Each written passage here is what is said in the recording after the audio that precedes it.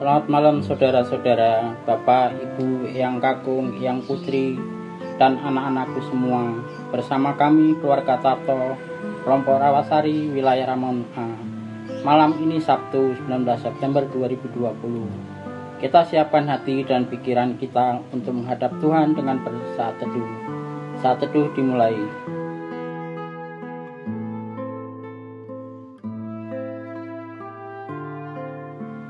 Pembacaan Alkitab Yefanya 2 ayat 13-15. Ia akan mengacukan tangannya terhadap utara, akan membinasakan Asyur, dan akan membuat Niniwe menjadi tempat sunyi sepi, kering seperti padang gurun. Dan di tengah-tengahnya akan berbaring kawanan binatang, yakni segala macam binatang hutan, baik burung undan maupun burung bangau, akan bermalam di hulu tiangnya.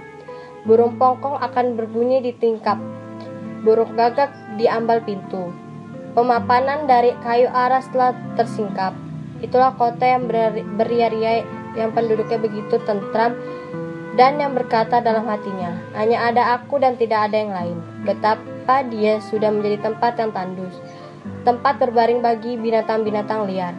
Setiap orang yang lewat daripadanya akan bersuit dan mengayun-ayunkan tangannya. Saudara-saudara, bacaan Alkitab kita malam ini merupakan seruan Tuhan melalui Nabi Yefanya yang disampaikan kepada Yehuda.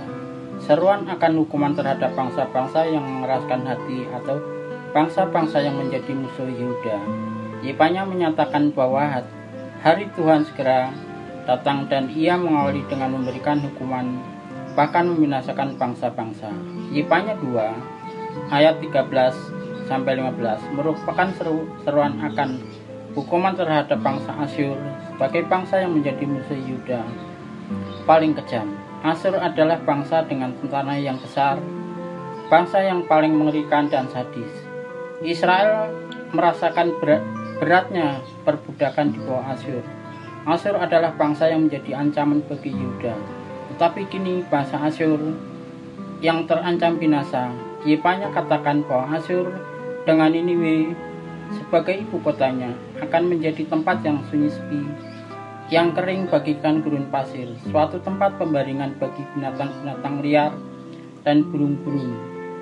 Bangsa Asyur yang menyombongkan diri dengan mengatakan, hanya ada aku dan tidak ada yang lain, yang berarti menunjukkan diri sebagai bangsa yang paling kuat dan tidak ada bangsa lain seperti Asyur, akan menjadi negeri yang sunyi sepi. Asyur dengan Niniwe sebagai ibu kotanya, tempat yang dulu menjadi pusat kebanggaan dan kemuliaan, akan menjadi tidak lebih dari bukit-bukit dan benda-benda padang gurun.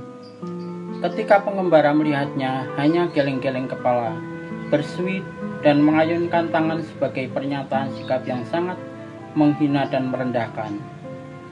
Saudara-saudara, seruan Yefanya tentang hukuman terhadap bangsa-bangsa menjadi kabar pengharapan dan sukacita bagi Yehuda. Tuhan sendiri akan mengalahkan musuh-musuh di sekeliling mereka. Tuhan melakukan itu karena kasih-Nya terhadap bangsa Yehuda. Asyur sebagai bangsa yang paling kejam dan sadis, dengan tentara yang besar, dan sebagai musuh Yehuda yang paling ditakuti, juga tidak luput dari hukuman Tuhan. Semua itu Tuhan lakukan jika Yehuda mau bertibat kepada Allah dan hidup benar terhadapnya. Saudara-saudara, saat ini kita sedang menghadapi musuh yang juga kejam dan sadis, yaitu virus corona, virus yang tidak memandang siapapun bisa terpapar.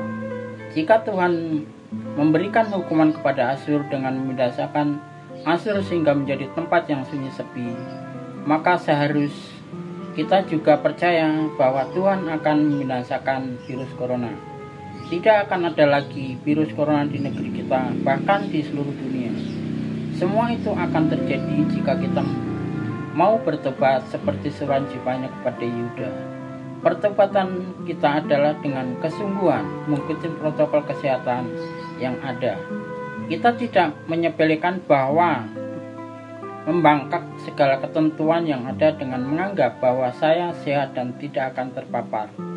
Jika semua orang mau taat untuk menahan diri di rumah saja, menggunakan masker dengan benar, Jika memang harus keluar rumah, rajin mencuci tangan dan selalu menjaga jarak. Maka sesungguhnya kita sudah ikut berjuang memutuskan rantai penyebaran virus corona. Jika kita berdoa tiap hari bahkan tiap saat, memohon Tuhan membinasakan virus corona, namun tidak berjuang menghentikan rantai penyebarannya, maka itu berarti kita tidak bekerja sama dengan Tuhan. Kita percaya bahwa Tuhan akan membinasakan virus corona. Seperti itu Tuhan membinasakan Asyur. Tugas kita adalah bertobat, yaitu dengan disiplin mematuhi protokol kesehatan. Amin. Marilah kita bersama-sama mengucapkan doa Bapa kami. Bapa kami yang di surga, dikuduskanlah namamu, datanglah kerajaanmu, jadilah kehendak-mu di bumi seperti di surga. Berilah kami pada hari ini makan kami yang secukupnya, dan ampunilah kami akan kesalahan kami, seperti kami yang mengampuni orang yang bersalah pada kami. Dan janganlah membawa kami dalam cobaan, tetapi lepaskanlah kami daripada yang jahat, karena Engkau yang punya kerajaan dan kuasa dan kemuliaan sampai selama-lamanya. Amin. Marilah kita bersama-sama bersatu dalam doa. Ya Tuhan, terima kasih untuk firman-Mu malam ini yang mengajak kami untuk percaya bahwa Engkau akan membinasakan virus corona, sebagaimana Engkau membinasakan Asyur, bangsa yang besar itu. Biarlah nubuat Zefanya ini menjadi nubuat bagi kami masa ini. Ketika kami sedang dalam masa penantian akan berakhirnya pandemi ini, tolong kami untuk tetap percaya bahwa masa pandemi ini tidak akan selamanya. Engkau sendiri yang akan menghentikan masa pandemi ini dengan membinasakan virus corona. Kami percaya ya Tuhan bahwa tidak ada kuasa lain yang lebih berkuasa dari kuasa-Mu. Untuk itu kami percaya bahwa kuasa-Mu akan mengalahkan virus corona. Tolong kami untuk ikut berjuang bersama-Mu dengan hidup disiplin terhadap protokol kesehatan yang ada. Tolong kami untuk dapat menahan diri, berdiam di rumah saja, menggunakan masker dengan benar. Jika memang harus keluar rumah, rajin mencuci tangan dan selalu menjaga jarak. Dalam pengasihan-Mu kami mohon. Tuhan, dengarkanlah, kabulkanlah doa kami. Ya Tuhan, kami harus kembali menjalani masa PSBB, situasi yang tidak mudah, khususnya bagi saudara-saudara kami yang bekerja, bahkan yang baru saja memulai pekerjaan atau usahanya.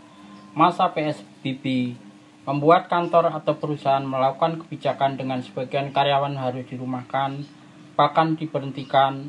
Itu berarti tidak ada penghasilan bagi mereka yang dirumahkan, apalagi yang diberhentikan. Tolonglah kami dan saudara-saudara kami ya Tuhan, untuk tetap percaya bahwa Engkau tidak akan membiarkan kami dalam kekurangan, apalagi kelaparan.